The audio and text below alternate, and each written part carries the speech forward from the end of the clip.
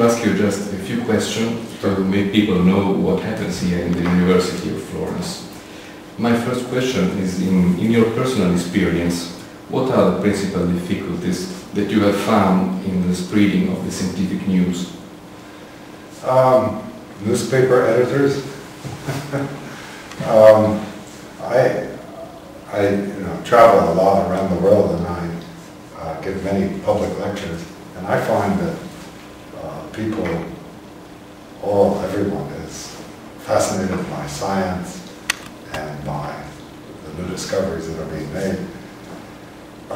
Sometimes scientists don't do such a good job of explaining, but I think the media does an even worse job, and newspaper editors just don't have a high opinion of their readers, certainly in the United States, and don't believe that science will actually be more interesting sometimes than sports.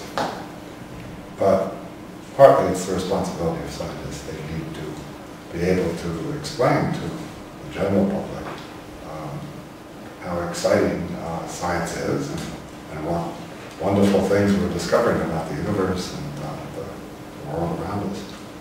After all, it's the public that supports science, so we have a responsibility to engage the public and let them share in our excitement. Thank you. And talking about the public, how can the public now get information about the scientific news? How are the mass communication that we can use to have this kind of information? Well, unfortunately, newspapers seem to be dying, but instead of newspapers, we now have the internet, and there's so much available. There are so many sites of different universities and laboratories that go to great efforts to explain what is happening. There's so many talks that are available on the internet. It's just often hard to find them, but there's so much available out there. And for people in Florence, of course, there's the university, which has wonderful researchers, and I'm sure they also sometimes give talks. There's this institute here, the Galileo Institute, which has visitors like myself coming from all over the world to spend some time here. I haven't found out whether they give public lectures to the public. I'm the director of a similar institute in Santa Barbara, and we, every month or two, give a public lecture. And we invite hundreds of people from the city, and they come and listen to one of our visiting scientists talk about the universe, or string theory, or nanoscience, or biology. And we have an enormous following in the community.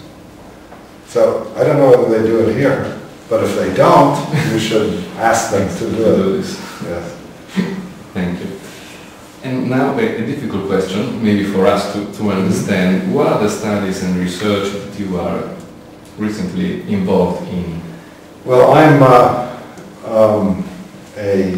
what is called a elementary particle theorist. I'm a theorist, so I work with a blackboard and a pencil and paper. I don't work in a laboratory. And I've worked on theories of elementary particles and their interactions. And for many years now, I've been working in a field which is the topic of the workshop here now, string theory. In fact, there's going to be the annual Strings Conference in Rome next week, and there's a workshop here at the Galileo Institute on string theory right now. But that is a very ambitious and yet unfinished attempt to unify all the forces of nature in one single framework that will explain electricity and magnetism, the nuclear forces and gravity all together. And we're in the middle of this development, and it's very exciting, but a lot of work remains to be done. But that's what makes it interesting. If it was all done, it would be boring. Nothing to study. Nothing to study. Thank you very much. Pleasure.